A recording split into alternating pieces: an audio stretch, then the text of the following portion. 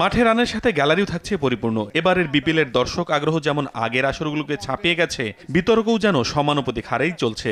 বিশেষ করে পেমেন্ট বিতর্কে রাজশাহীর ক্রিকেটারদের অনুশীলন বাতিল করায় সমালোচনার ঝড় উঠেছিল। এরপর সে যাত্রা বিসিবির হস্তক্ষেপে ক্রিকেটাররা মাঠে ফিরলেও এবার আর কেলেঙ্কারি থামানো যায়নি। বিপিএলের ইতিহাসে বিদেশি ক্রিকেটারদের এমন স্ট্রাইক করা এর আগে দেখা যায়নি।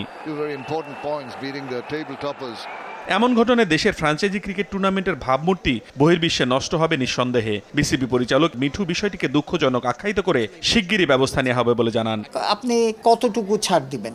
তো এখন কথাটা হচ্ছে সময় এসেছে যে we have to take action. আর শেষের দিকে তো বিপিএলের যেটা আমাদের প্রপার্টি, এটা ক্রিকেট বোর্ডের প্রপার্টি। এটা ক্রিকেট বোর্ডের সুনাম, দেশের সুনামের জন্যে এই আমাদের যে কন্ট্রাক্ট অনুযায়ী যে অ্যাকশন নিতে হবে এটা ইনশাল্লাহ ক্রিকেট বোর্ড নেবে। বিদেশি ক্রিকেটার না থাকলেও রংপুরের বিপক্ষে দারুণ একটি জয় তুলে নেয় রাজশাহীর দেশি ক্রিকেটাররা। লো স্কোরিং ম্যাচে 120 রানের লক্ষ্য দিয়ে বোলারদের নৈপুণ্যে 2 রানের জয়ে টুর্নামেন্টের পরবর্তী রাউন্ডের দৌড়েও টিকে রইল তারা। আতিকুল ইসলাম শাকিল, RTV, ঢাকা।